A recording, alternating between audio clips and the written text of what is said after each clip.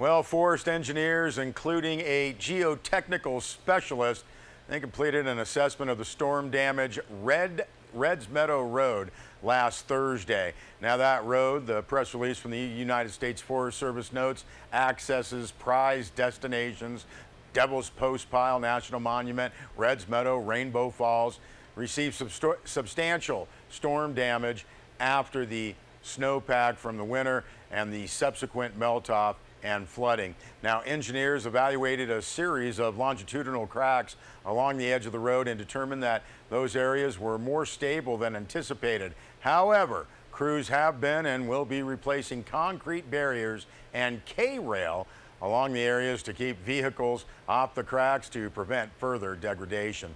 Engineers, the press release notes, determined that the one area of the road has been structurally compromised and is unsafe for large vehicle traffic such as buses in the area. A substantial crack was seen near the middle of the road. Now, crews will need to stabilize that segment of the road by placing layers of compact fill, reconstructing the damaged culvert, and placing concrete curbing to further stabilize the road bed. This work was scheduled to begin today. Now, the Reds Meadow and Devil's Postpile Road again remains closed to vehicles. Bicycles and pedestrians are permitted as long as they avoid areas of construction and wait until they are cleared to travel through construction areas. Press release says when repair of the road is underway, pedestrians, bicycles, and essential administrative traffic may be permitted through only during certain work time windows so that the work can be completed as quickly as possible. The Inyo National Forest, Devil's Postpile National Monument, and partners continue to conduct necessary repairs to open roads, which includes brushing, culvert and drainage clearance, repairing potholes, and plowing parking areas, as well as getting water and wastewater systems operational along the road following the record-breaking year for winter snowpack at about 200% of normal. Well, Deb Murphy filed this update. Inyo County Judge Brian Lamb denied the prosecution's request for a change of venue in the Raymond Bencoma trial, adhering to the requirements that retrials have to begin within 60 days of a mistrial. Judge Lamb set the date August 28th at the courthouse in Independence. Now, in addition to her written petition, Inyo County Assistant District Attorney Dee Shepard asked to provide additional information. She indicated flyers had been posted on the Bishop Paiute Reservation asking for support for Bencoma and stating, "Come hear the truth," citing a tainted jury pool due to the media and the community. Shepard said felt that Mono County was too close and the trial should be moved to San Bernardino or Fresno County. Raymond Bencoma's first trial ended in early May with a conviction of possession of ammunition and a firearm by a felon, a not guilty on possession of stolen property, and a hung jury on 4 charges of assault with a firearm on law enforcement. Now, jury selection for that retrial, as we have noted, for the assault charges began June 26, but by the afternoon of June 29th, the jury pool was exhausted without seating the required 12 jurors and alternates. Judge Lamb said, "In my experience, it is not impossible to seat a jury," he said, denying their request to move the trial. He said the defendant has a right to have the trial in this county to be fair and impartial. You don't have to know nothing about the case. Charges stem from that against the defendant Bencoma from an incident last August. 4 officers approached Bencoma's home to question the defendant on domestic violence allegations. And according to the prosecution, Bencoma appeared from behind a shed with a firearm pointed at the officers. We thank Deb Murphy for that update. Well, the Inyo, Stanislaus, and Plumas National Forests seeking input for the proposed Mammoth Base land exchange.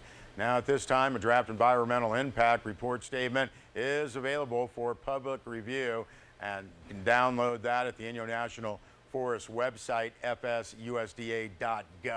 A comment form is included on the website, which allows the public to submit comments on the draft EIS electronically. Now, under the proposed action, the United States would convey approximately 35.6 acres of the National Forest System lands within the boundaries of the Inyo National Forest, currently managed as part of the ski term ski area term special use permit to Mammoth Main Lodge Redevelopment LLC. Now, in exchange, Mammoth Main Lodge Redevelopment LLC would convey to the United States almost 1,300 acres of privately owned lands located within the boundaries of the Inyo, Plumas, and Stanislaus National Forest, and one small parcel, approximately 1.5 acres, in Inyo County that is outside the boundaries of the Inyo National Forest. Press release from the Forest Service says the purpose of this land exchange is twofold: to acquire environmentally sensitive lands and an administrative site to better meet resource and other management goals of the United States Forest Service as outlined in the respective land resource management plans of the national forests involved in this exchange, and to exchange developed lands in the national forest system that encumber adequate management by the Forest Service and would better serve the community and economic needs of the town of Mammoth Lakes and Mono County in private ownership. Now, the Inyo National Forest will hold a public meeting July 31st. Mammoth Lakes Council Chambers, Suite Z, to provide an overview of the project and to answer questions from the public. That full press release is posted on SierraWave.net. Also, the Inyo National Forest shares direction for the sustainable recreation and aquatic riparian resources. Inyo National Forest finalizing its environmental impact statement and forest plan, and to celebrate the progress and prepare for when they release the final documents, offering a preview of the Inyo's updated plan direction for sustainable recreation and aquatic and riparian resources. This isn't the only preview they have planned. In the coming weeks, you'll see updated plan direction for wild and scenic rivers and species of conservation concern. All that information available at the website fs.usda.gov.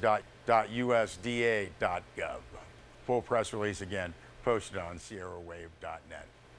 Deb Murphy filed a story noting that 2 years after Inyo County's Water Department was awarded grant funding for the study of a recycled water project in Big Pine, area residents will get a chance to help figure out what to use the water for.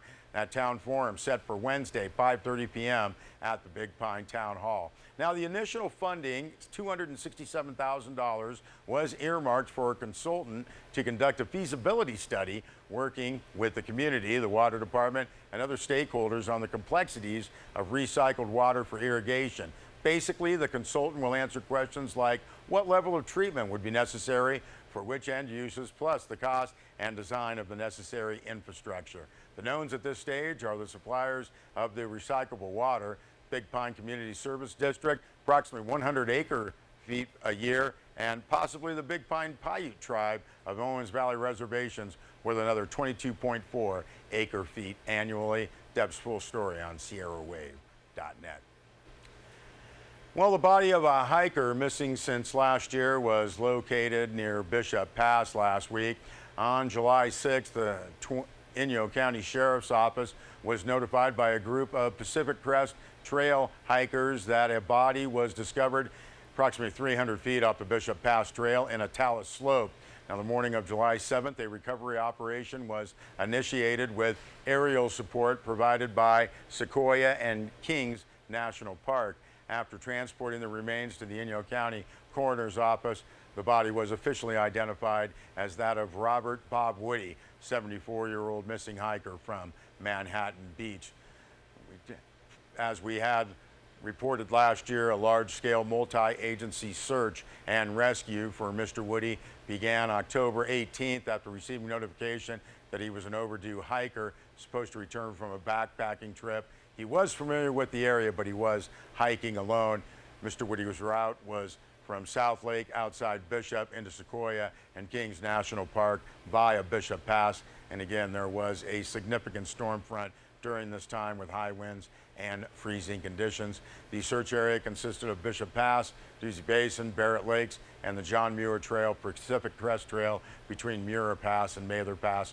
More than 130 personnel participated in that multi-agency search, which was suspended after both aerial reconnaissance and ground searchers were unable to locate Mr. Woody. High winds, snow, freezing conditions made searching unsafe, and locating clues became impossible. Now, at the time of the press release that was put out over the weekend, cause of death had not yet been determined. We'll be back with more news.